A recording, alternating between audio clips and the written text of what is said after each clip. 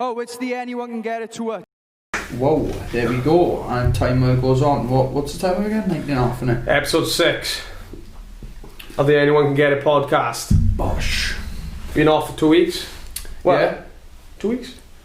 2 weeks ago we did the last one. There we are. Big news has happened. Right, okay, so just briefly on a couple of things. UFC talk, Welsh UFC talk to start off with. Jack Shaw's got a fight.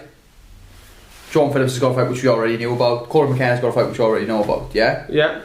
But last night, potentially another signing for the UFC, another Welsh enemy competitor. So shout out to Mason Jones. Yeah. Picking up the Cage Warriors welterweight title. Great performance. Yeah, really, really good performance. Adam Proctor, you know, if anybody watches sort of the local domestic MMA scene, Adam Proctor's a big name.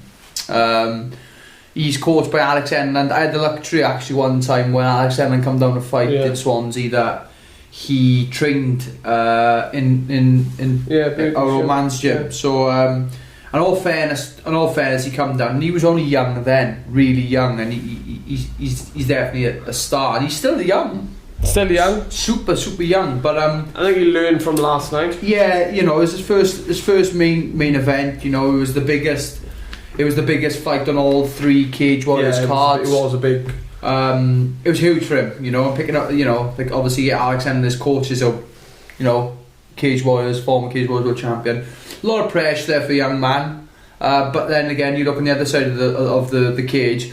Mason Jones has been in them fights now he's done about 2 main events. I think he's done, maybe. And he's still young. And he's still young, you know. But caught him with a left hook. The first shot, because I was watching it on a FaceTime call to Ashley while Ashley was watching it on UFC Fight Pass. Was he too tight to buy his own UFC Fight Pass? Was it a jab, the first drop?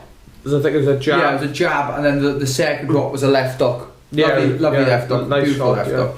And obviously finished the fight. So Mason's coming away now. I think he 10-0? Was it 9-0? 9-10. I have to double check on. Yeah. But congratulations to him for starters. Yeah, congratulations. Not many people have done that. I think the last guy to do it was McGregor. So he's picked one awesome. So congratulations to obviously Mason and his team. Solid performance. Oh, brilliant performance. Next has to be that call. Yeah, like he said in his post-fight interview, like, do you know what I mean?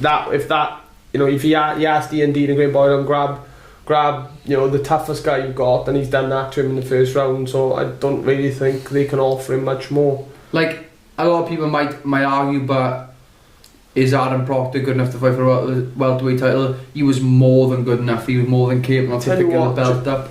The size difference. Yeah, that was size difference was, and I think that is the thing there. Adam Proctor is a welterweight there, and you could see that. This is just personally, I might be wrong. Mason might want to go to welterweight, but in my opinion, that is a one-off fight which he's taken in a great spot. Yeah, and he's won it. So now the next thing for Mason, I said since day one, I did generally think that he was going to win and win convincingly. I thought, you know, Mason's a tough guy. I've been watching him for a very long time. Adam Proctor, he shot in on Mason, and it was a hell of a shot. Yeah, it was a beautiful takedown. I think Mason isn't easy to take down, mind. No, and he got in deep.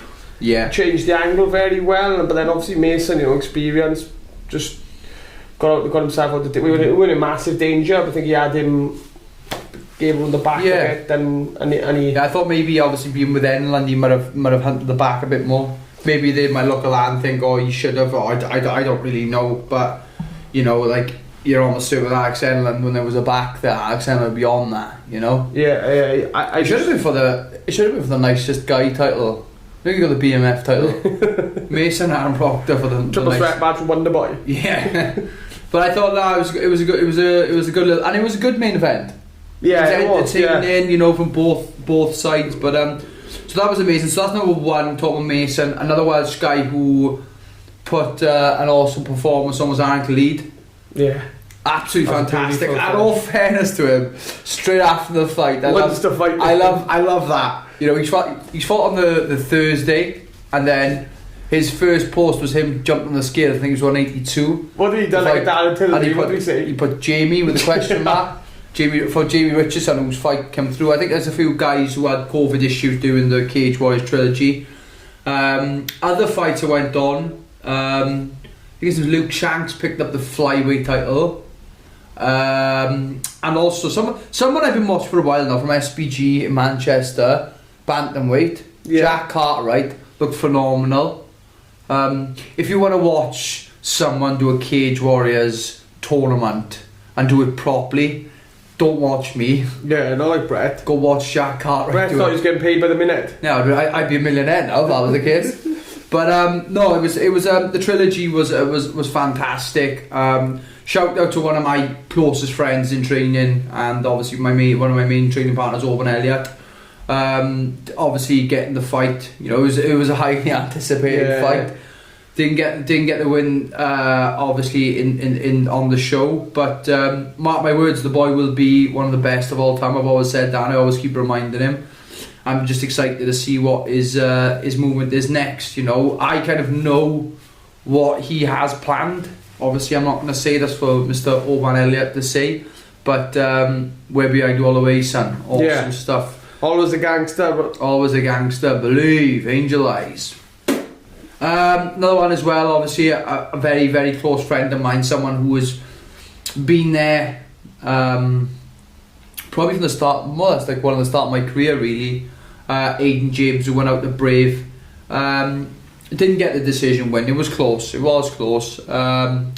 a local guy out in Bahrain, so obviously on the back foot instantly. You're instantly, that sounds like you instantly need a finish. Yeah, it does, but obviously, you know, the big thing for me personally with Aiden was back in July 2019. I think it was 2019. He fought Cameron Else, and obviously had his first loss of his career. And coming back from that was huge. It was bigger than the actual fight itself.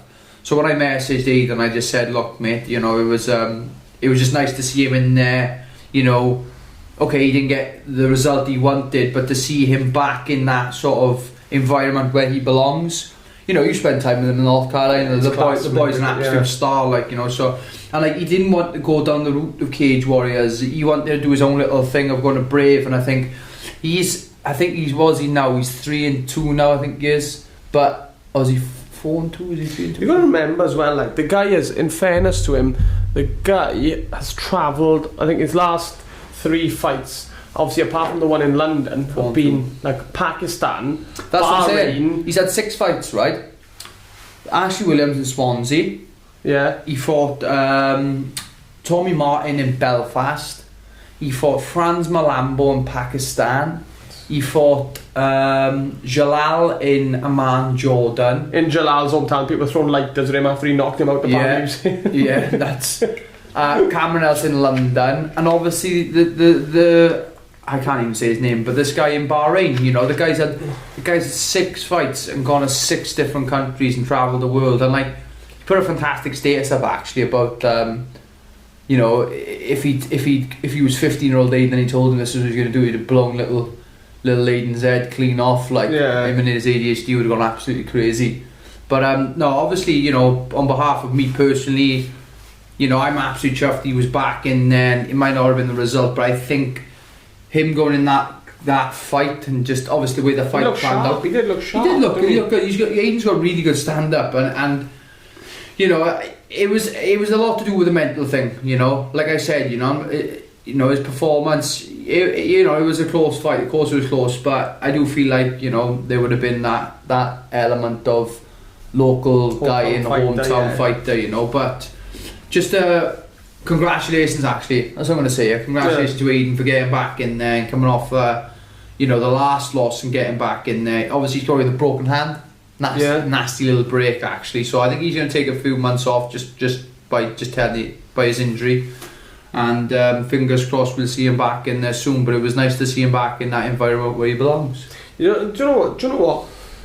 Like, thinking back, like on to that, I don't think people realise how much of a big thing that is travelling to places. You know, having to settle. You know, you're on a weight cut, having to sell. Like your first 15 fights, or I believe, 12 fights, weren't out of Wales, were they? Not one of them. No. 10. 10. First 10 weren't out of Wales. One out of South Wales. That's what I mean. Do you know what I mean? Don't know if Coca-Cola or not. Yeah, that's it. I threw in the bin.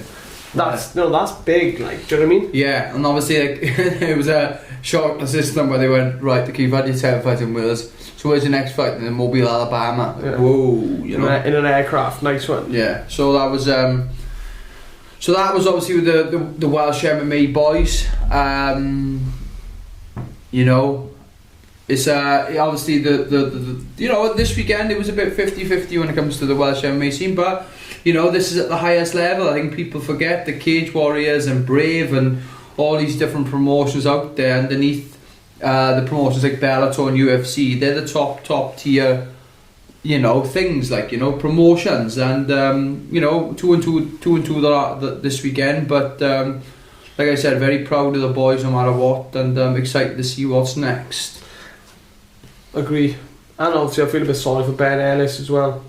Yeah, oh yeah, we better mention that. Yeah, Ben's opponent obviously had COVID-19 and still made weight, and you know what I mean? Yeah, proper professional. Yeah. Like I've trained with Ben for a bit now, and I really get on with Ben. I think he's a fantastic fighter. He trains so hard, and yeah, I just absolutely maybe they get him someone else, you know. But talking on that Matt Academy thing as well, obviously I've really enforced for Ben. I feel really sorry for him because I was there watching him, you know, training for the fight. He was ready to go, but okay, it is what it is.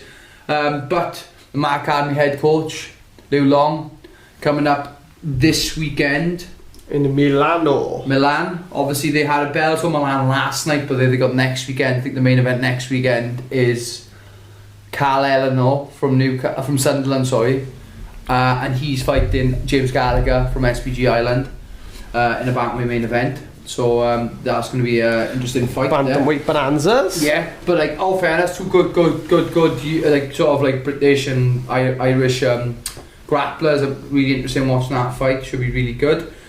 And obviously Lou's on the card. So Lou Long's on the card. Bobby Pally or Pallet, I'm not sure. 5-0 from North Wales, Welsh boy. Trains in Hammer, is he? I think he trains in Ham. He trains with the boys up there. Like, and they got a good little team actually. Lovely looking gym. Seen it online. Yeah, nice. All grey ringside bags, isn't it? Yeah, they've got a little team up there actually with Conor Hignett and Brian Crichton and all that. There's loads up there. So you got Lou, you got Bobby, and you obviously got Curtis as well, who's having his debut on Bellator. I think it'd probably be like, all fairness, man, he's jumped in. Like, you know, in my opinion, Curtis is a featherweight, maybe potentially even a lightweight, but he's taking this fight at welterweight.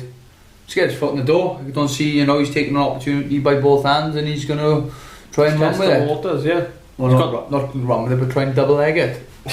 You know, but I'm looking forward to watching the boys. Actually, really looking forward to it. And obviously, Curtis now has committed to training with John Carver and the team in SBG. So yeah, it's really interesting. So that's next week's MMA sort of like build-up preview. So it's the Bellator guys. Then that's it on the old Welsh MMA front, I think. And for the next 2 weeks, yeah, I'm not going to tell you what's happening with me. No, but you're gonna find out. Oh yes, you are, baby. Real soon. So that's that. UFC Fight Island's back on. Oh yeah. We'll talk about Fight Island, then we'll go back with last weekend's UFC.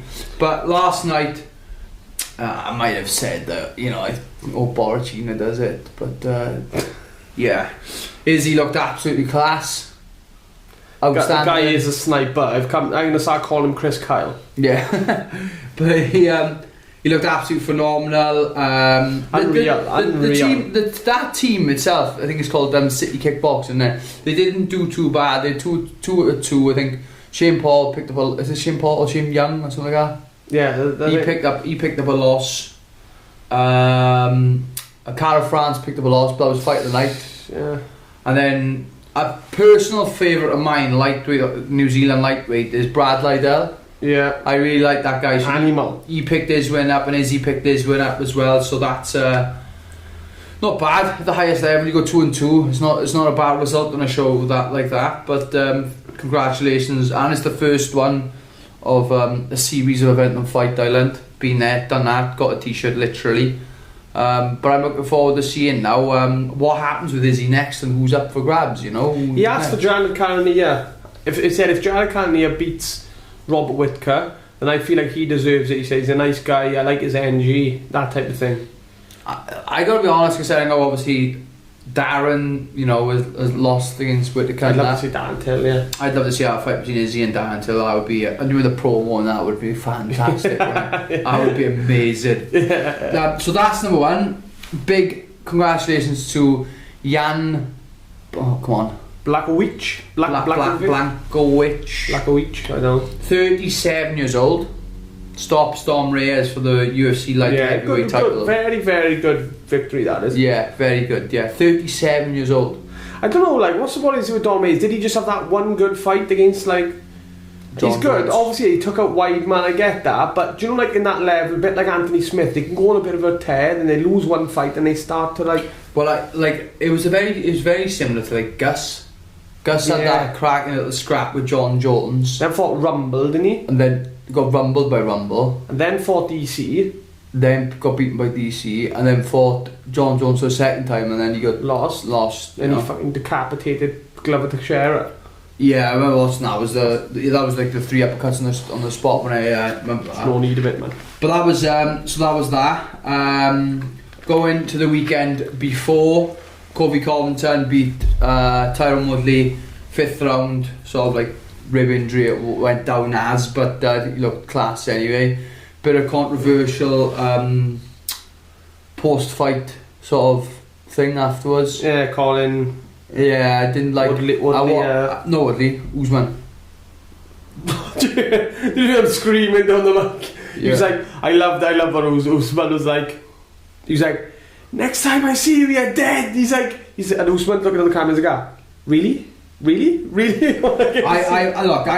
absolutely love Usman. I think he's absolutely class. I wasn't a big fan of that post-fight sort of call out by Covington, but it is what it is. I'm sure Usman will probably go out and kick his ass again, so whatever. I do think though, you know, I rate Kobe Covington. I do rate his fighting style. I do rate him. That rubbish, that crap he does. But it is a major step forward for him beating Tyron Woodley. It's interesting now. We're going to see the winner of Gilbert Burns versus Usman, and I can see Kobe Covington having that title shot no matter who it is. Well, today I heard there's talks of Covington's fighting Street Jesus. Oh, Masvidal. Maybe, but I don't see that fight going well for him. For who? Covington, I don't. Masvidal done well against Usman. I know that. Well, that's what I mean. But it's a different thing for I look. Don't mark my words. If Masvidal fights Kobe Covington, I think Masvidal not and clean out. You heard it here first. And then we're gonna go on to the last episode. We felt like Jared Mershak was disrespected. We said that if I was Jared Mershak, Chimaev wouldn't be making the October card against Damian Maia. Well, pretend you never heard it. Yeah. Because the guy took him out like the bins in 17 seconds. Oh, well, it was bad, wasn't it? But then again, like Jared Mershak put it up on his Instagram. Well, that ain't got a plan.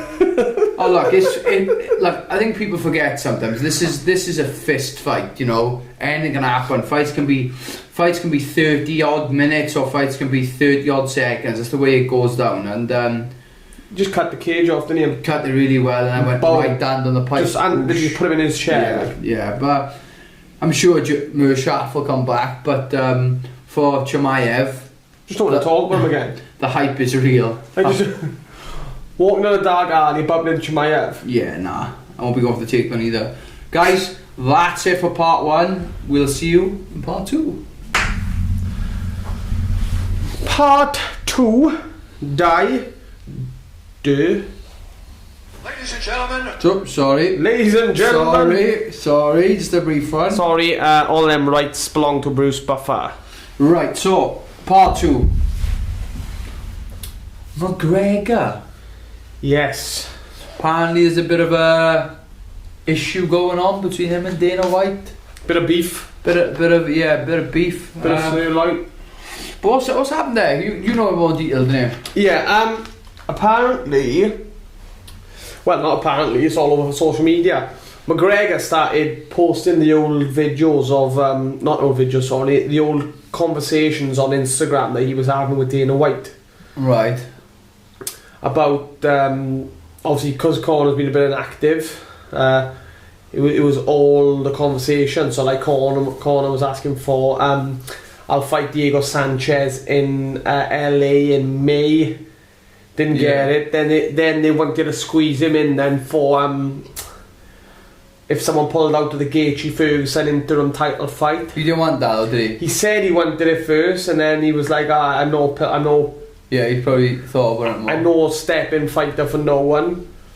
He was like, he goes, don't worry, just book. After he said that, so that was before and after he on with Diego, he said, book us for LA and McGregor, we'll have a McGregor show again in LA or something. But that didn't happen. He kept on asking them just for any fight. He was like, how are we looking here? And they said, we can't. And Dana White was like, we can't squeeze you in until like November time or something around them lines. And yeah, McGregor posted it all up, and obviously in the post event media, Dana White said, like, I did see that. He said it was like he did kind of go off on McGregor, didn't he? He went off a bit on McGregor, and then McGregor said, "Code was broken when you lied about me turning down fights, mate. I said Justin in May, and you went and said I did not want to fight. It's not about Diego. Diego was a filler to get more fights in. Also, you have been involved in many talks. The legal letters are there. Stop lying." So McGregor reckons that he obviously didn't back him up. So that's 100% fine. You and I talked at dinner, and you said you wanted it, and I 1,000% always, or 1,000,000% always keep my word with you. Nobody wanted you to be the step in for a million financial reasons, and I said I don't give a bump. I give Conor my word. The people who want a McGregor event, let's give it to them. Alright, so but he's come out and said, obviously, like, Dana White was like, Had people blowing me up left and right. I mean, everybody here knows. I mean, even the ladies. This is some man code stuff. You just. It's just something you don't do. It's one of the dirtiest things you can do. Which, by the way, because we were just talking about Diego Sanchez, and Diego Sanchez is in there. In a private conversation that I was having with Connor. When you're the number 2 or 3 ranked guy in the world, and you're telling me that you want to fight, but you want to fight unranked 39-year-old Diego Sanchez in a main event in Los Angeles. yeah. I kind of, he's got a bit of a point there. Well, yeah, like I'll be honest with you. I'll be honest with you. The McGregor and Diego Sanchez ship sailed a long old time ago. I don't think them ships ever even passed. No, there was a time. There was a time when they were able to do it, and I think that time was when McGregor was going to fight. Go on, say it. I know where you are. He was going to fight Cole Miller, and he ended up fighting Diego Brando instead. Like then, that was when to fight Diego Sanchez, but that never happened, I guess, So I see Dana's point. Like, don't get me wrong. He's got a bit of a point, didn't he? Yeah, of course he has. Let's be honest about it. He's going to win hit him with one left hand, and then he's going to be absolutely broken. Look, at the end of the day, I think McGregor shouldn't be looking at any fights outside of the top 10. No, in lightweight, in welterweight, whatever weight he wants to fight, he should not be looking at anywhere outside our top 10. Like Diego, look, I'm a big Diego Sanchez fan, right? Absolutely massive. I think the guy's brilliant. He's a pioneer of the sport. But let's not forget, his last few fights of his career. I'm gonna try and get it up now. Diego Sanchez, Like, I'm on about the nightmare Diego Sanchez. Yeah, not the dream. not the yoga. Yeah, not that Not the yoga crazy man. guy, right? So like, this is his record at the minute. Okay. Now, if Diego Sanchez was on a, 10 fight win streak or whatever it is, then I'd understand. But these are his last. Wait there. Pereira, is it? 2, 3, 4, 5, 6, 7. This. Okay, since the let's go back to the okay. So since his, in my opinion, one of his biggest wins, which was Takanori Gomi, where he won by a split decision. He lost against Melendez, lost against Miles Jury, fought Ross Pearson in Mexico.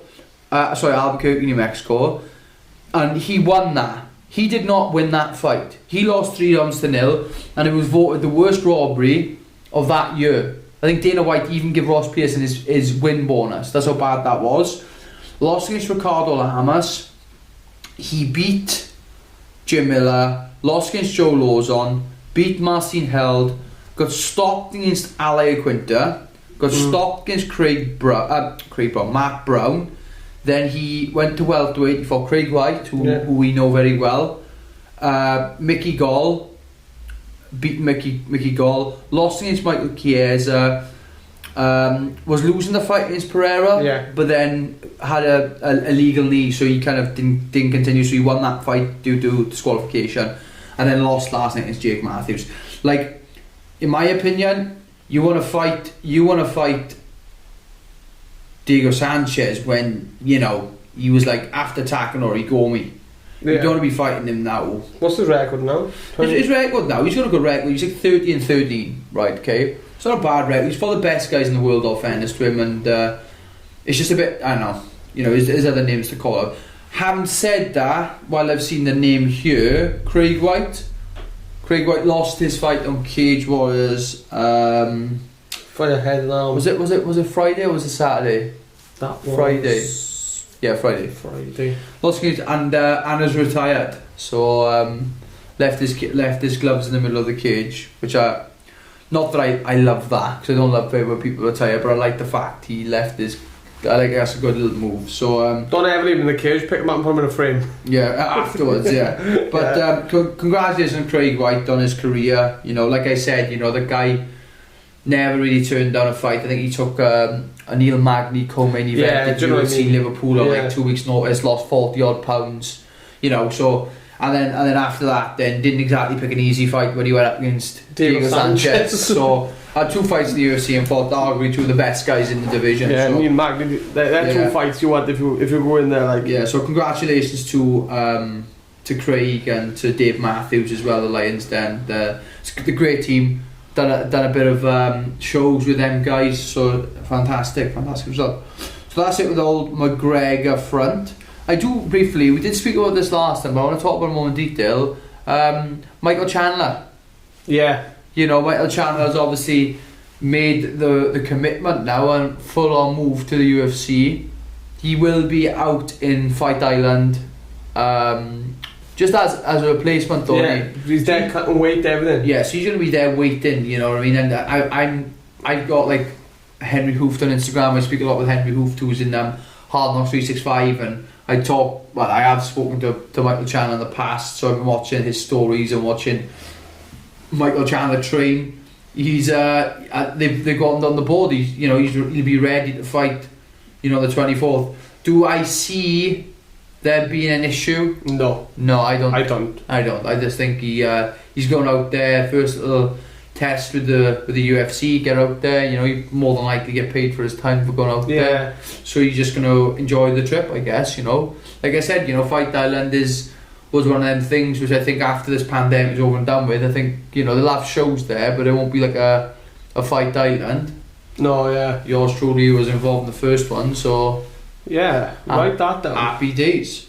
So that's that with Michael Chandler. Obviously, we are both big fans of Michael Chandler. We love his fighting style, and I think a few days ago I went in the rabbit hole on YouTube, and just watched like loads and old Bellator fights of Michael Chandler, and watched him fight Eddie Alvarez the first time, and you've been in some absolute crazy little fights, and it'd be very interesting to see how he gets off at that top level, considering his last win, mate, was a knockout over Benson Henderson. I'm intrigued to see how he will do with that. I would love to see him fight Justin Gaethje, like. Oh, that would be some violence, that wouldn't it? Where's this now? I would love to see him fight Justin Gaethje. But I'll tell you one thing, if someone does pull out that fight, right, and Habib, okay, or if Gaethje pulls out that fight, and Habib decides, well, obviously he's got to, but take the Michael Chandler fight on, like, however many days' notice, credit to him as well, like, do you know what I mean? Yeah. Because, like, taking a Chandler fight, obviously, is he in camp preparing for Gaethje and Chandler? No. Gaethje and Chandler, they both have similar styles. Chandler doesn't throw that many more leg kicks than Gaethje throws leg kicks in the pocket. Chandler's an absolute mule. Have you seen the guys he's fought, right? These are some of his wins, right? Okay. Right. These are nuts. So these are the guys who Michael Chandler's beaten: Marcin Held, Patricky Ferreira, Eddie Alvarez, UFC guys who like the old, Dan Hardy days of UFC, Akira Gono, Rick Horn, who was a very good judo player, I think he was Titan FC World Champ as well, knocked out Dave Rickles. Then he went on a bit of a thing there where he lost a split decision to Eddie Alvarez, lost to Will Brooks twice, then come back and then beat Derek Campos, Dave Rickles again, stopped him again, then fought Patricky Pitbull, and got knocked out. So I think he's got 2 wins against Patricky Pitbull. Knocked Patricky out, you mean? Not got knocked out, he knocked Patricky out. Yeah, he knocked Patricky out. I think he's fought both of them, hasn't he? He's fought them. I know he's fought the both boys, but he's fought Patricky twice. Yeah. 1 decision and knocked out the second. The knockout one is brutal. Yeah.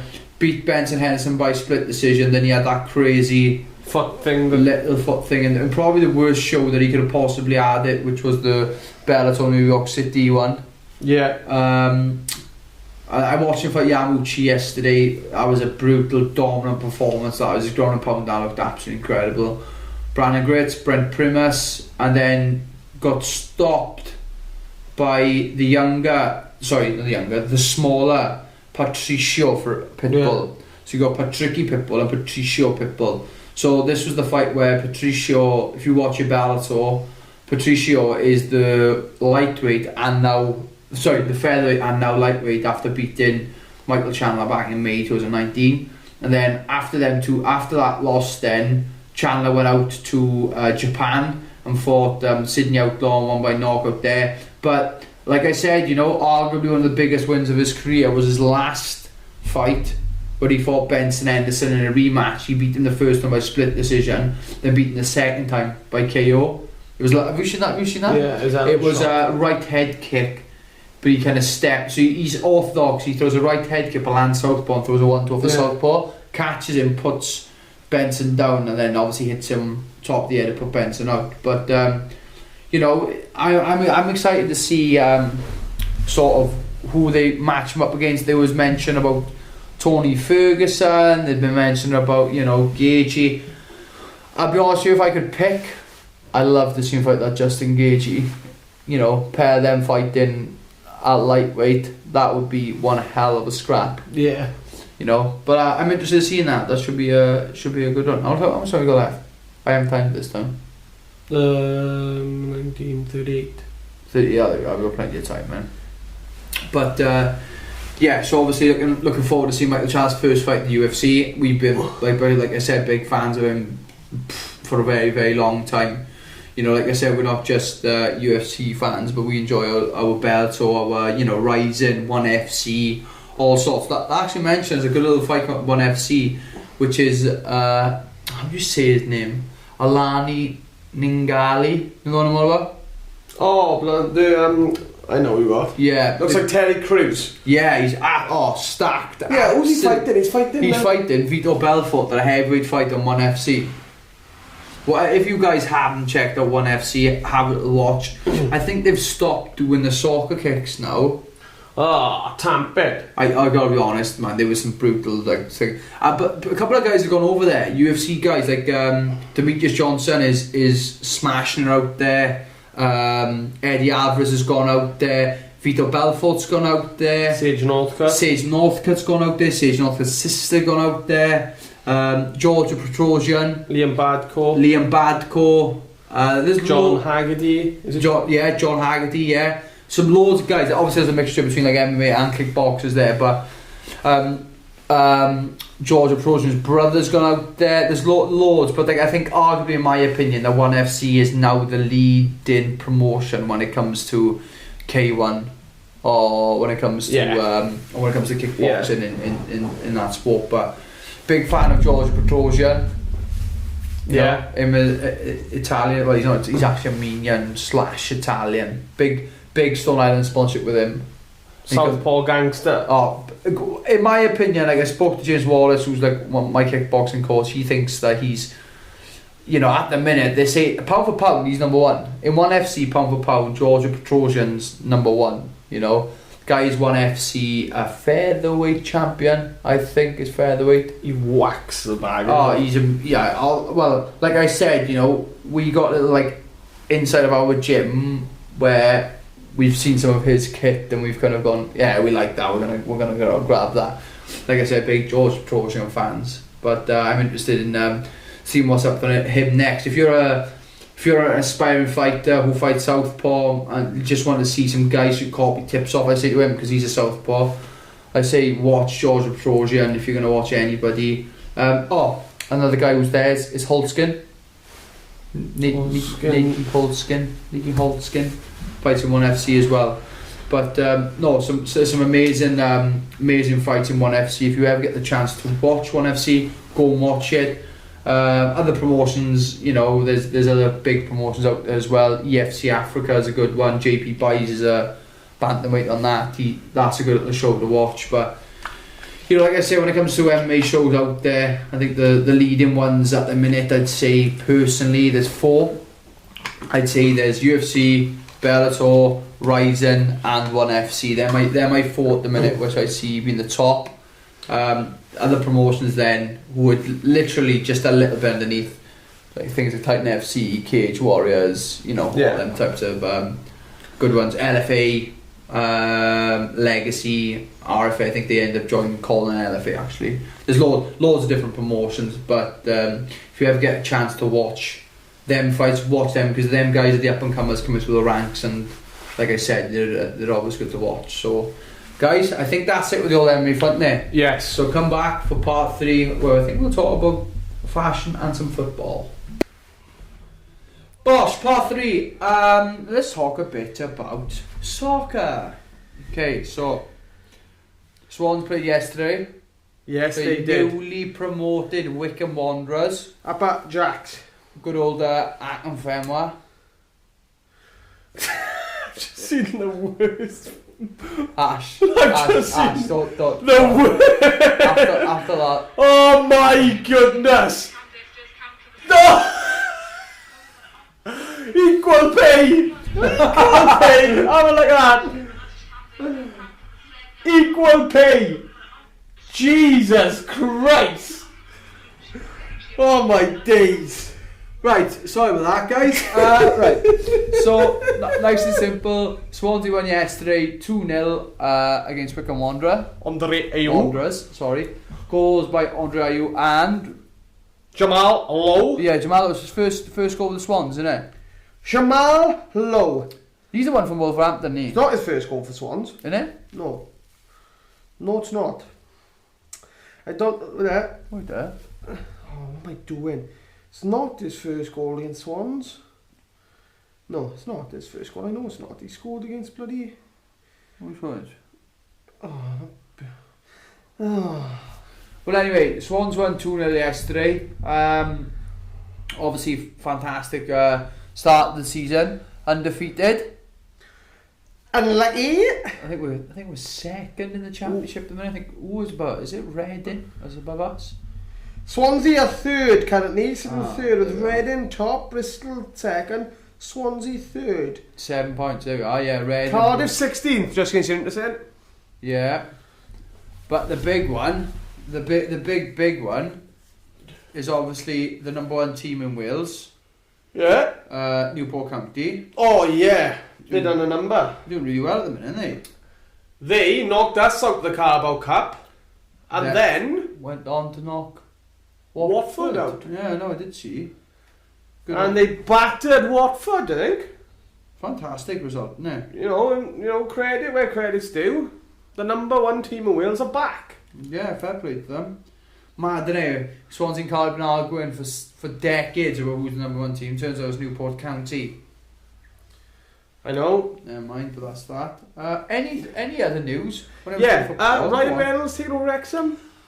Ah, right, yes, I've heard of this. Yeah, who else is? Another guy. The bootlegger. No, you would have talked about that. Who's the other guy? Don't know.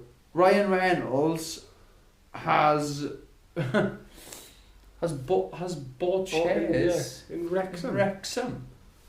Turns out I'm a Wrexham fan. I don't know what's happened there. So mind you, show the girls. Yeah. They now support Wrexham now.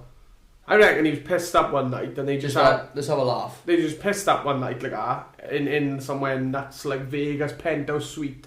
And I had maps on the walls, they had a dart and they just like, oh, wow, Where we throw it? wow. Let's go go down. Wrexham. Boom. Wrexham. Tell you what, type in Wrexham, first thing that pops up, bootlegger. My spidey senses are telling me it's going to get tasty, baby. That sounds good. Yeah, so like I said, you know, it's a bit of a, you know, you just do naturally think though, like, Is it why? Yeah, why there? I don't know, fair enough if he was like, I don't know, I'm just thinking, maybe if he went like American MLS, like a... Well, that's what I thought, you know, you got them teams there, especially got to said he like, he's quite friendly with people like David Beckham. Yeah, I don't know. And that's obviously, you know, you're talking about Inter Miami financially and Wrexham financially are two different kettles of fish, but you think, you know, being friends with people like David Beckham and being a part of that, I wouldn't have said Wrexham. Or being based in LA. You've been based in LA, you've got LAFC, LA Galaxy. Yeah, but you've also got 3 leagues above to choose from in England. Yeah, but what I'm saying, yeah, but like you said though, like MLS, if you got... What, are they throwing darts? Yeah, Stoke-on-Trent. No, but it's just... They did the dart, they did. Pod their lives first, but they pulled their back out. No, obviously it's a bit of a weird move considering Deadpool fancied Wrexham. I know. It's very, very, very strange. If anyone's got more information on that, We'd like to know about that. yeah, we would like to know about that. Yeah. We would like. There was a tweet put up where some woman said, "Have you ever heard of Wrexham?" And he replied to the tweet 8 years later. He did. Ryan Reynolds did. Did he? He replied to it. He said, "I've been waiting 8 years to tweet this back." He replied. Honestly, let me get it up for you now. If you guys don't follow him on any social media platforms, he's probably one of the funniest people alive. Obviously, him as one of my favourite films is Deadpool, and he's a fantastic actor on that. But yeah, bit of a Ryan Reynolds and Rob McElhenney, is it? Yeah, I don't know who that is. I'm looking down here. It's just full of bootlegger. Yeah, bootleg. Type in Wrexham and Just bootlegger pops bootlegger up. everywhere. It's just really weird, isn't it? Really weird. But Oh, that's it. Someone's gone. There's a tweet tidy. You never know when Ryan Reynolds is going to turn up in Wrexham, and that's some Lois Morris, a girl. yeah. That was the 9th of October 2012. And 3 days ago, Ryan Reynolds wrote, "Yep, you never know." I waited 8 years to respond to this tweet, he wrote.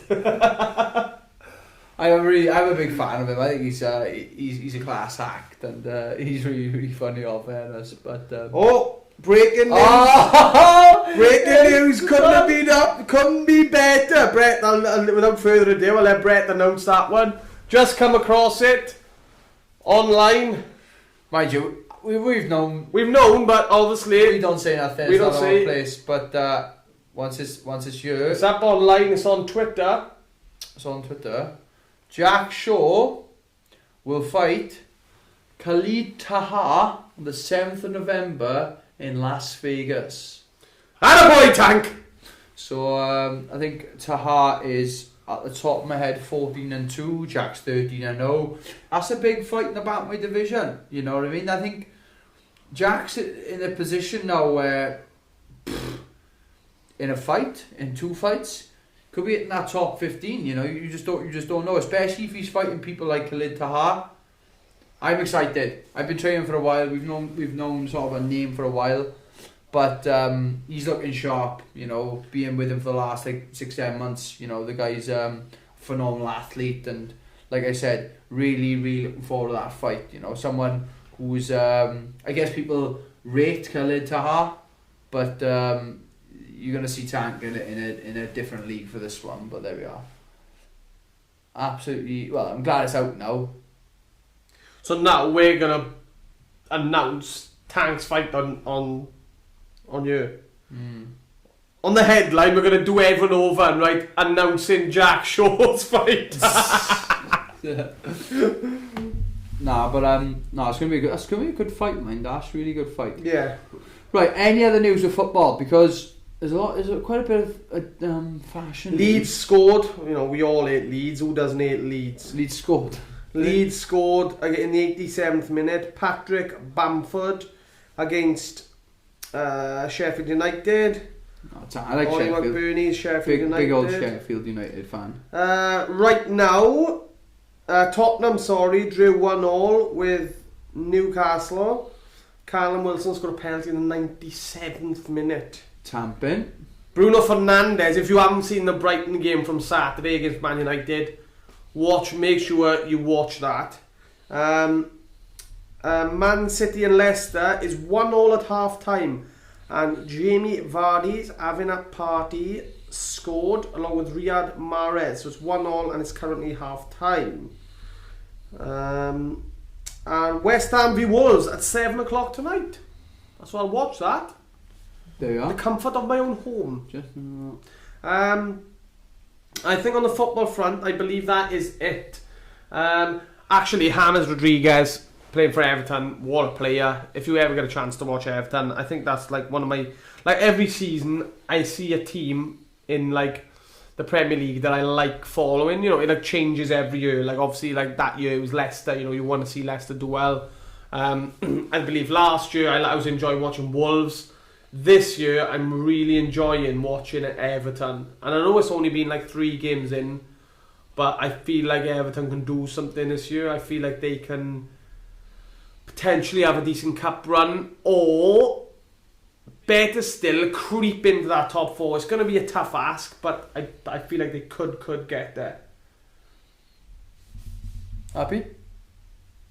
Yeah. Is that it? I think that's it. There we are. Okay. Now Brett is going to talk to you. The old Premier League stuff just goes like a swing. Yeah. Brett's about absolutely rubbish quality football and top clobber. Where it should be. Right. And that's why Brett was in goals when before. Little story on Brett, right? Brett was in goals before for Hendy, I believe it was. He went on tour to Belgium. And this is where Brett's love for high level football he went through the floor. He was in goals. Danny Jenkins, a good friend of ours, was there. A lot of people. Brett was the goalkeeper. They played a Belgian under 16 side, I think, and they were under 14s, and they lost 23-0. No, that's incorrect. What was it? Your information there is incorrect. What was it? When we were talking in Belgium, that bit's right. We were under 14s and we were playing under 16s. You were in goals, that's right. That's right as well. Yeah, I was goalkeeper, and I didn't used to be a bad goalkeeper. No. I didn't used to be a bad goalkeeper, but you have your days. But when you're 4'7" in a 6'7" goals, you're struggling a bit. Yeah. So anyway, we played this Dutch side and we lost 24-1. 24-1, and Brett didn't score the one either. I left it at the 24, you know. And that's unbelievable. That is a very true story. But then again, no, I've won games, going to the finals with saving penalty shootouts. So this is not. When was that? That was what was that on Championship, Matt? That was on FIFA 13. No. Sunnybank football tournament when I was about 11, maybe a bit younger than that. Played Leith Boys Club, went to penalties, I saved the penalty to put us through to the semi-finals. We lost then, but still that's not the point. How do you lose? You conceded a pen. I conceded a goal, probably, innit? You muppet. Right, so, on the old, the last week or so, I've been... You right, or? Ashley's flying knee. Right, so the last week or so, I've been really looking into like old sort of films and stuff, right?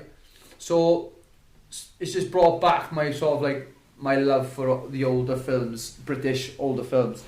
So, if you all know me, like, I know they're not super old films, but I watched like the remake of The Firm, which is the one with Paul Anderson as Bex, and obviously Callum McNabb in it. But they did you haven't seen the old ones, have you? No, I like that. The remake is the remake is one of my favourite films. Yeah, it's brilliant, right? Okay, but I started watching old like football sort of thing films and old sort of like fashionable films, I guess you could say, when it relied a lot on fashion.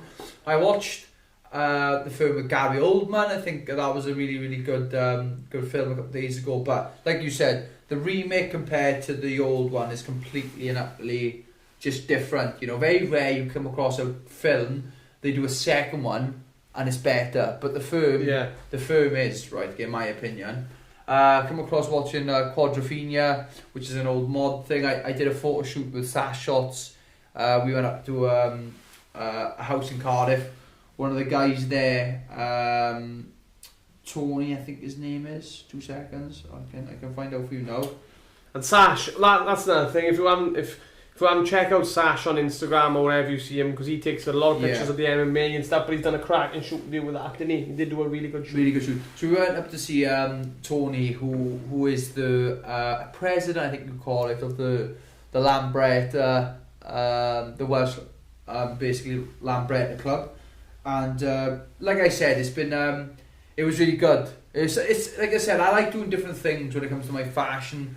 I would definitely say that I'm probably more of a mod that went into the sort of like the football casual sort of thing, and obviously watching old films like Quadrophenia and stuff like that. Just that's what really brought my fashion basically on what it is today with all the old school stuff. So I went back into that sort of like old school, dressed up in my Parker jacket and did the photo shoot, brilliant. But going back into my old school sort of Diodora and Sergio Tacchini and stuff like that. So that was another little experience. But if you're like me, you like your older fashion and stuff, you've got to check out a website out there called 80s Casual Classics, Neil Primmett and the guys there. I've always been involved in that website, always been there, always look at it, always on there buying things. Love that. Have you ever been on there? Yeah, I've been on it. Love it. And only that as well, they're a website who stock for films.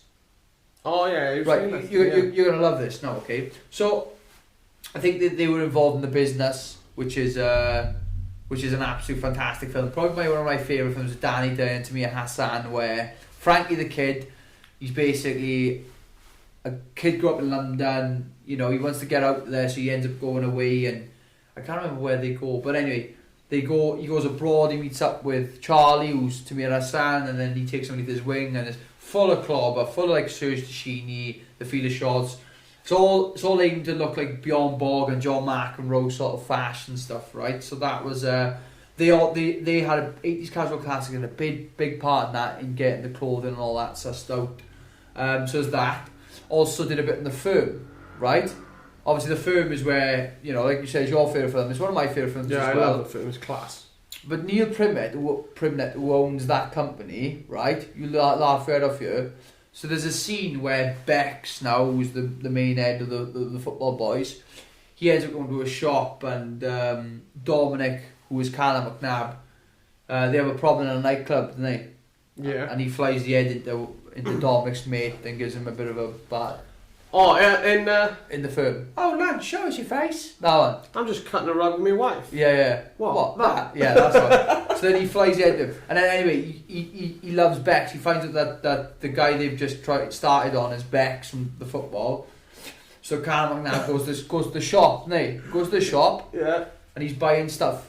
And he goes, oh, do me a favour, chuck the yellow Sergio in the bag. Remember that bit? Yeah. Well, that guy who's serving him is Neil Primnet, who owns 80s Casual I didn't know Classics. that. Yes. So is that his actual shop? No, it's not his actual shop. It's a setup. It's a setup.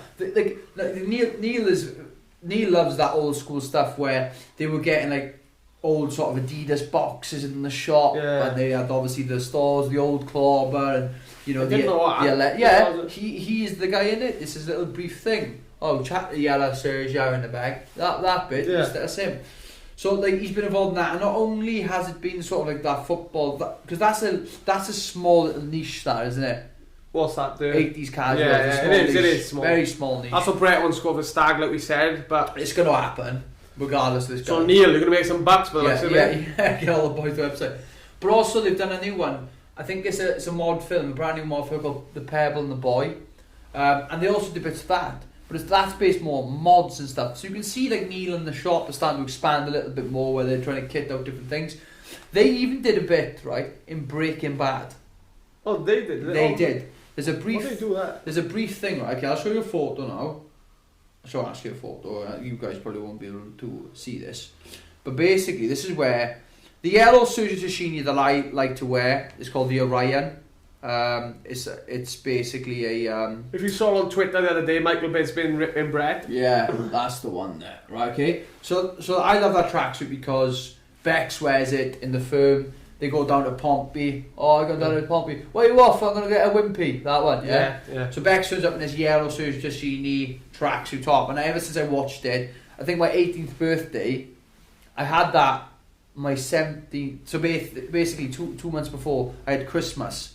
And my mother goes, what do you want? I said, Mum, watch this film. I want the yellow Sergio Tacchini from the film. That's what I want. Had that on my 18th birthday. We all went out in tracksuits. Wait, 2 seconds. Let me double check this isn't going off. Oh, God. Wait there. This is a good part. Yeah. Press pause there. We'll be back. We'll be back. Why am I pressing? Stop. Yeah. Sorry guys, we're back. What were you saying? So anyway, on my 18th birthday, I wore this yellow tracksuit top and told like 20 of my mates, oh look, my 18th birthday, we're going to Swansea, and I want to go as 80s casuals. And I turned up at the pub, and I think there was only 3 people that turned up in tracksuit tops. It was like me, my old man, and Mark Fisher. Oh, is that that's the alarm, is it? I was right. That's the next bit now, isn't it? Yeah. Oh, well, okay, sorry.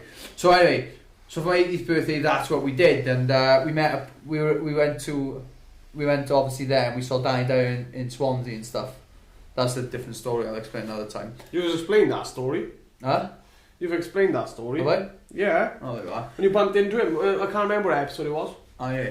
Anyway, so that's what I wanted to do, and I come across, obviously they're doing a remake on that actual tracksuit where they've got the matching bottoms and stuff, so I'm looking forward to seeing that by 80s Casual Classics. They stock Weekend Offender, who's a brand that we work closely with, and Sam Jones and the team there. So yeah, like I said, you know, it's an exciting move, and if you haven't checked out the 80s Casual stuff, check it out. All the football boys that I go away with, they love sort of the business, the firm, and you're almost certain that they've got a few shorts there. They do trainers as well. Yeah, no, like I said, I think Neil, before I think all the firm and the business kicked off, that Neil was like, his job was to get the Gallaghers, their Adidas trainers. That was his job. Yeah. You know, he ended up getting, before they went obviously huge, but Neil used to go down with the Adidas trainers, used to pick their little like Adidas trainers up a lot. But he's done a lot. If you watched, I'm not sure if you can find it online. It's called Casuals. It was a documentary on Netflix, but I think it's been taken down. But like Neil speaks a lot of that. Also, there's a few other guys who are really big in like the football casual sort of like fashion industry. So there's like, if you get a watch, it's called Casuals. You've got like Neil Primnet's in there from 80s Casual Classics. You've got Gary Aspden, who's Adidas Special. Loads and loads of different guys and makes and brands and stuff. But check out on that front with the Gary Aspden stuff. He brought a few sets of pieces out from Adidas Special, which I think we spoke about briefly last week. But there was one trainer which was brought out afterwards. How do you spell his name? There you are. So basically, it's called the the new order Woodley Special, right? Okay, so that's sold out. Like me and Ashley said, we were trying to do like a bit of a raffle thing where we were buying trainers and we could raffle them off. I'll be honest with you, we haven't had a sniff of anything at all. Yeah. I mean, Adidas Cons, Adidas Shanghai's. I got Adidas Paris's upstairs. We were gonna wait for a big raffle. I'm probably gonna buy them off Ashley and wear them myself now. Mind you, they do look like a bowling ball shoe, but yeah, but you know, if you like bowling, so I guess you're killing two birds with one stone. So that's that. Other shoes which are coming out right now is the Adidas. I think it's called the AS520. So they did a trainer which was the Adidas Gazelle dentist chair with basically, what's his name? Gascoigne. So basically it was that. But they've also done another little like Euro sort of trainer, which is the Euro 88, which is the AS520, which is an orange and green AS520. Also another one has come out as well, which is, I think this had a bit of a bad stick, but the Adidas S&S, they had a white pair with blue stripes, but now they've brought out the S&S GT Londons. So they're a lovely pair. They look very similar to a Malmo, but the blue is darker, and the insole of the actual trainer is based on the map of London. Also, because I've heard some rumours about this, on the Adidas Special sort of launch, they kind of put trainers there. There's a guy called Gary, not Guy Aston, it's basically a guy who does the photos.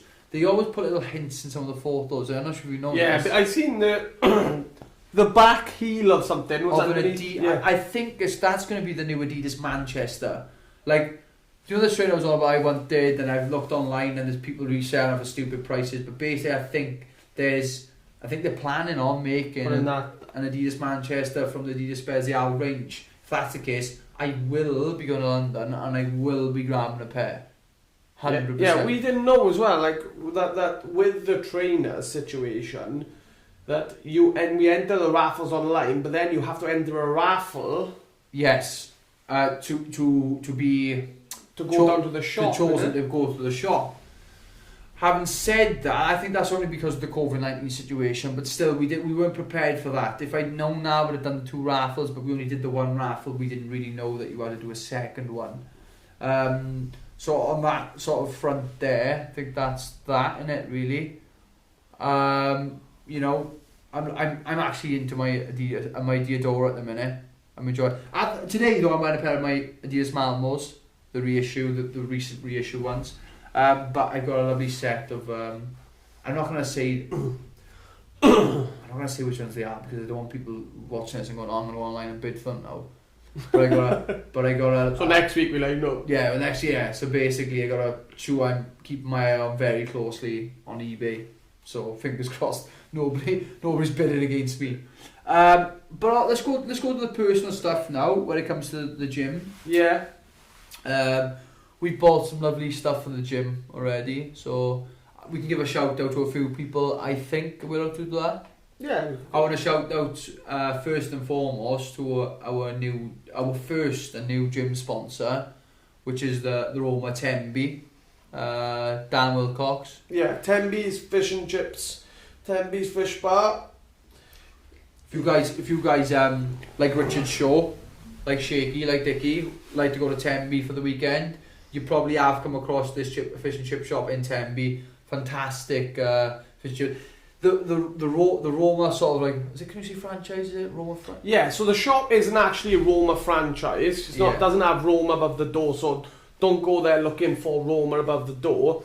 It has Tenby's Fish and Chips above the door, so it has its blue sign with the white Tenby's. And like Dan has been, been grafting for a long time. Long time, yeah, and he's a prodigy, obviously, of the Roma family. And if you're from South Wales area, you'll know the Roma family. So Dan, obviously, like I said, he's quality.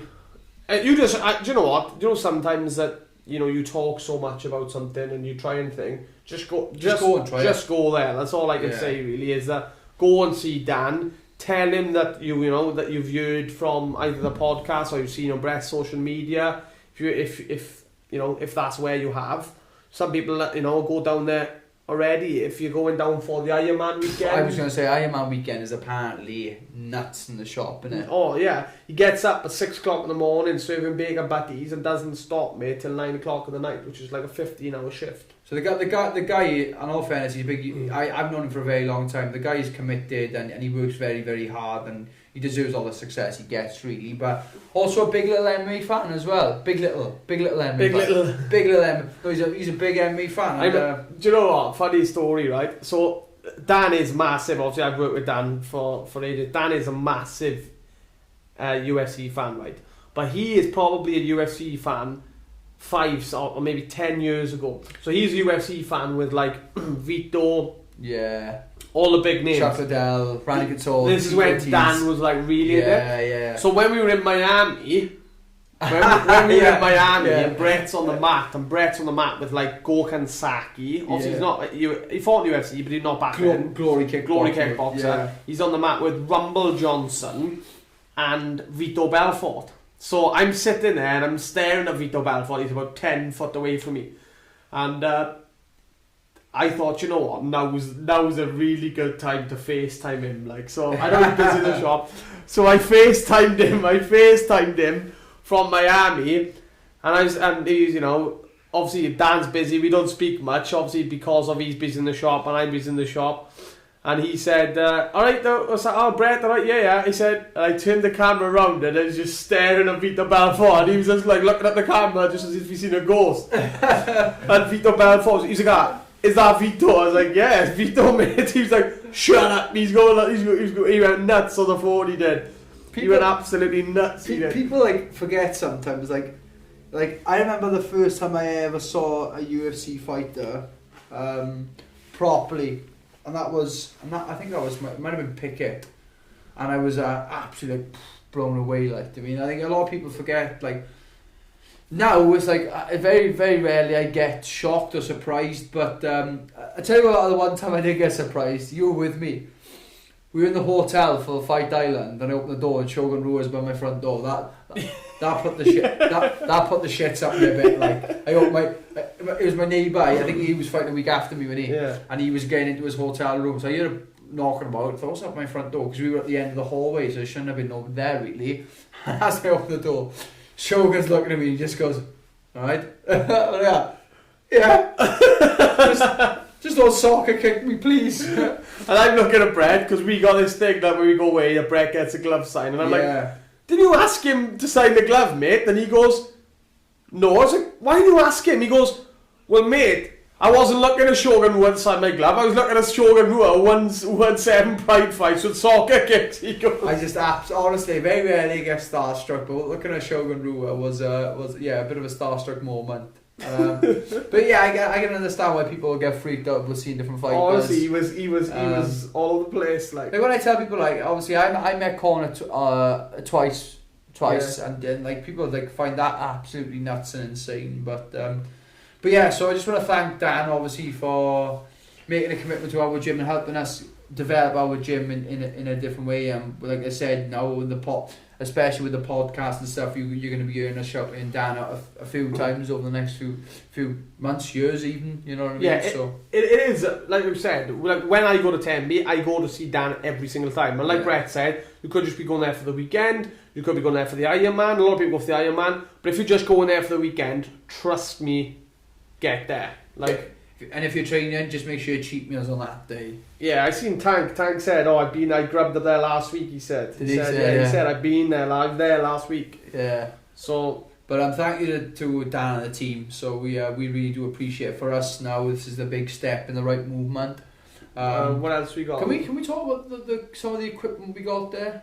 Yeah, why not? Yeah, why not? We've like I said about Giorgio Petrosian earlier. We looked on his Instagram and saw that he has some fantastic Venom bags. So we looked online and we saw a few that we'd like, and obviously we're super excited to see that obviously next year's in April, the UFC are going from Reebok to Venom.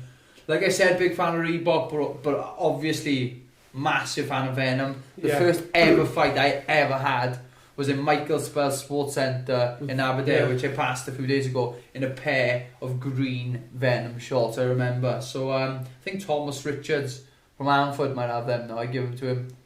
I think I said oh, you can borrow them for training. I don't know if he fitted in them, but still. So I'm really excited. We had a chat with Venom and said, look, you know, can we strike some sort of deal? And they said yes, which is amazing. And so we've got some nice little Venom bags there. Yeah. Also, you know, my main sponsor when it comes to my own career is Tatami, who are leading the way for jiu-jitsu kit around the world, I'd say. You know, and based in Port Talbot, and we struck a mat deal with them, so that we're matted out by Tatami, which is another big company. There is a couple of other things there, like the weights. We got a bit of a weight section, personalised little weight section. Yeah. So who's that by? By Iron Gym. King. Yeah, Iron King Gym Equipment. Yeah. So that's something exciting. There's a little personal little touch to it. Watt Bike. I've also done a little deal with Watt Bike as well, so that's going to be there. So, like I said to the guys who, like 2 weeks ago, that we were going to be putting some top quality kit in this gym. We weren't messing about. This is what we want to do, and it's an opportunity to step up some things. Also, I got a little Viper bag as well, mate. Yeah. I've been trying that. I think today it's quite good, isn't it? Yeah, the Viper bag is a good bag. Yeah, we like that. Work on head movement and just rhythm on punches is really good. So, you know, things on that front, the gym front is looking full steam ahead. Yeah, we're just. Do you want to say a date, or do you want to keep that? No, a date. I'd say if I'm looking now, possibly mid. Depending on the mats, maybe November. I'm going, but I think I say November, but I could stretch to maybe mid-October, provided the mats come. But I can't see the mats coming, obviously, because Tatami are sorting the mats out for us. They got to be made and certain things. So, yeah, I think November. I'm hoping that everything. But if not, we'll have all the bags up and stuff, and we'll have temporary mats there until. Yeah. So just to obviously clarify some things as well. Like the gym itself will be a personal gym of Brett John's, obviously. You know, myself leading up to my next couple of fight camps, you know, having our own little place, because I think the reason why we've moved with this is obviously we were quite lackadaisy during the COVID-19 pandemic. Yeah. We don't want this situation to happen again, so I want my own little place that I can commit full time and have the training kit there and thing there. So like a lot of people have come up to us and said, oh, when are you going to open your own gym and stuff? I think that is down the line a little bit further, but the first couple of steps about creating that sort of like brand of a Brett John's MMA gym, we're starting to progress that. But yeah, you know, we're excited to see the next step. But obviously, when it comes to sessions at that gym, personal like one-to-one sessions, you'll be able to do that there. Yeah, and group sessions if obviously. And group sessions, and obviously, if you're involved in my inner circle of training, so you train with me, and like there's a list of guys there, people like Scott Pedersen, Rowan Crocker, you know, Conor Davis, Brian O'Wine. There's loads of guys, even the guys from in the gyms I train with. They are going to be the guys who are in my circle. If I set them a private session, it's not a private session. If I set a camp session, we'd like to call it. Session. Them guys will be able to go there, but it's not sort of a public gym yet. The only way you'd be able to get in there really is if you sorted out a private session with myself or specific people in the gym. But that's that. Okay, so that's obviously the gym side of things. We're really excited, and first and foremost, like basically, we're just really thankful for the help that we've had by these companies to care for the gym, and obviously help financially with the gym as well. It's not an easy process, in all fairness, to actually spend on my backwards to make sure this happened. So yeah, we're really excited to see. You know, it can't come quick enough, in my opinion. No, yeah, that's the thing. It's like a kid at Christmas. You know, Christmas. Yeah. So I feel like I'm on the 24th of December. I've been on that for the last 2.5 weeks. You know what I mean? But like I said, we got a little plan of obviously having different things there. But like you know, security wise already, it's already quite rock solid. Yeah. And you know, it's the right time, right place to commit to this. So we're really excited. I'm going to finish off on a little bit of a sort of hinty sort of thing. Okay, Ashley's like, oh, please don't say it, please don't say No. it, please don't say it, please don't say it, please. So there's some big news coming, and I don't think people realise how big this news is. But there is some big news. No, I'm not pregnant. No. No, I'm not. Or me, I know. Or I'm not. I won't be dying anytime soon. But there is some huge news when it comes to myself and the Brett Johns brand. We're super excited. Obviously, we completely and utterly cannot say what it is, but it's Big. very big.